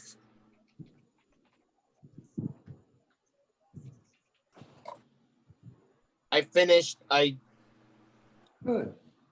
did the final part that I needed to do on this candle stick holder. It's now all shiny. I forget the name of what my dad showed me how to do it. It's Seal system. Seal system. Okay. Very good. That's all I got to show. That's it? Okay. Thank you. A bowl I did. So had more of a bark inclusion in it than I thought it was going to have. So I like. Spotlight. Turn off the spotlight off me, please. There you go. So. Is that mahogany? Yeah. Mahogany Beautiful. with some epoxy in it. That's the little glowing spot in the bottom. Ah, okay. Like I said, it had a lot more bark inclusion than I thought it was going to have. That's pretty. Yeah, it turned out nice. You know, it took quite a while to work on it because I, kept finding more and more voids. But it was fun. I've been doing a little bit of segmented turning and deeper wood, some maple, and some mahogany around the top. Oh, there he is. Yeah, good. That's beautiful. I have a lot more pieces in the trash can because it kept blowing up, but I finally persevered. It was getting the stave part right was a bitch. Lost my touch. There was actually a article in the AAW magazine about stave pieces, this last magazine. Yeah, I saw it and read it, but by that point, I actually had got this part Already done? acceptable. Oh, okay. Well, I don't have the skill or practice that Steve does in segment turning, but I have been trying. And this is pieces of pine with closet cedar. And it's a lidded box. Hold it up a little higher. Oh, that's beautiful. Lidded box, and it's got. I just rotated the squares as I laminated them together. David, did you manage to salvage those pieces from the other day? They're on my workbench. Tomorrow I'm going to go with Mike, and we're going to try to level equal, parallel the ends out. That looks great.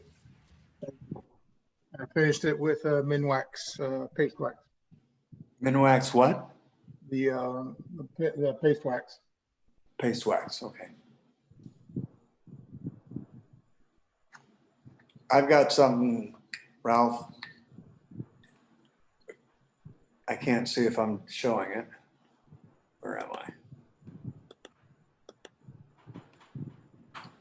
Years ago, one of the English turning magazines had this little toy, and it's Fearless Fred, and you pull it back, and of course, it's got a spring in here, and you can shoot Fred out of the cannon. So I've got 4 grandsons right now, so I ended up making 4 more of these. This is the older one. This is done maybe 30 years ago.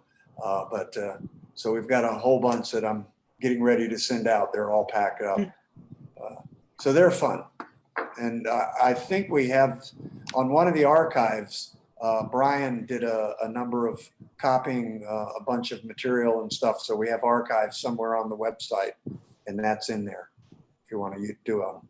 Yeah, I think it's in a newsletter. Ah, okay. So I'll have pictures of that, the other 4, and then I'll also, at the workshop, I did a 17.5 inch platter bowl, which is the biggest I've done. And I'll have pictures of that.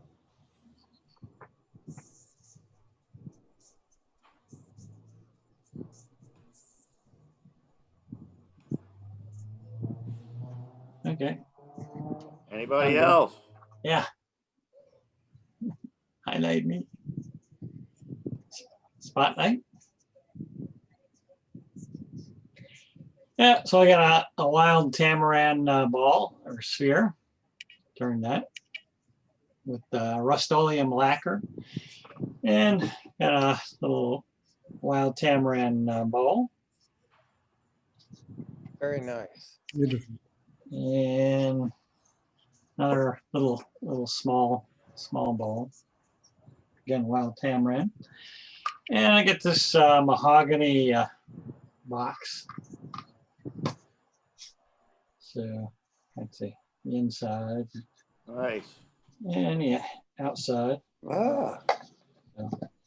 So and got this little odds and ends I made of mahogany. Oh, look at you. Little multi-axis turning. So What's the guy that does that? What is his name? yeah, I don't know. So anyway, that's mahogany and also lacquer finish. You're a plumber now. Yeah. It's like a plumbing connection. or fire That's hydrant. cool. That's Yeah, cool. nice. It's art. That's it for me. Thank you.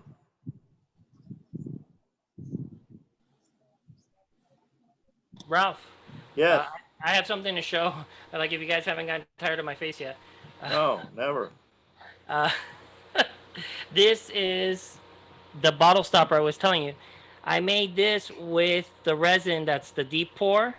So it took about 2 days before I could remove it from the mold, and another like 4 or 5 days before I could turn it. But it was copper and white, and it actually turned into like a caramel sort of effect from the length of resin drying, or not drying, curing.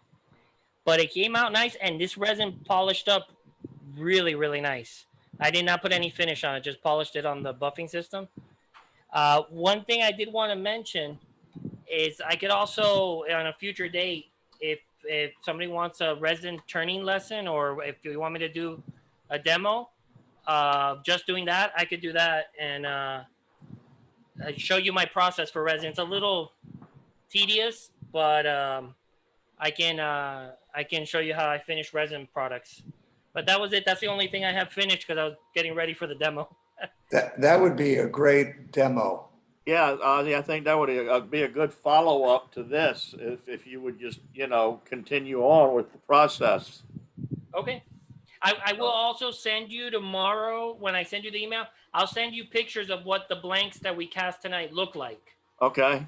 In their raw state, so you could share with everybody. And maybe if I have enough time, I'll have them turned into something for the newsletter. We'll see. If not, next month. But that's it. I'm done.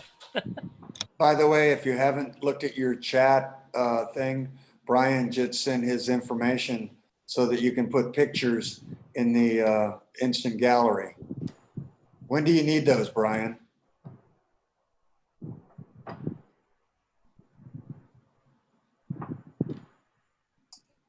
Next week.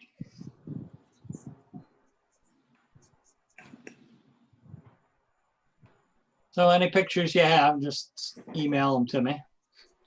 Any pictures? Yeah, I'll put them in the newsletter. Okay. With your name on it. They may not make the cut, but you can put them in. Yeah.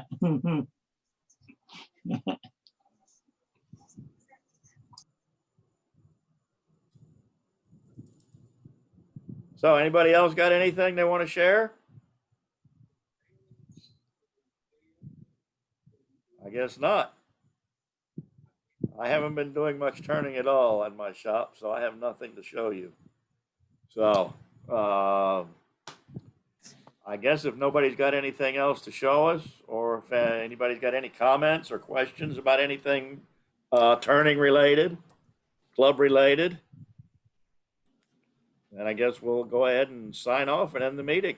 Ralph, you're going to send out that form about other equipment tomorrow, correct? Yes. Yes. Okay.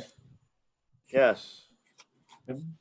I will work on that tomorrow and give me a call and Dave a call. Oh yeah, we'll get together on that. When I get the information from Ozzy, that will all be shared. And we'll go from there. And we'll see you all at the next get together, which will be Saturday 21st. 21st. You're sure about that? Yep, Saturday the 21st. I was looking at the calendar this time. I didn't guess. Okay, instead of just winging it. Yeah. Yeah. So I'm not sure what we're going to do, but we'll do something. So nobody's got anything else, and we'll see y'all next time. Thanks again. Have a good night. Thank you again. Bye-bye. Bye. Good night, folks. Have a good night. Thank you, Ozzy. Thank you. Bye-bye, everyone. Bye. Bye. Bye-bye.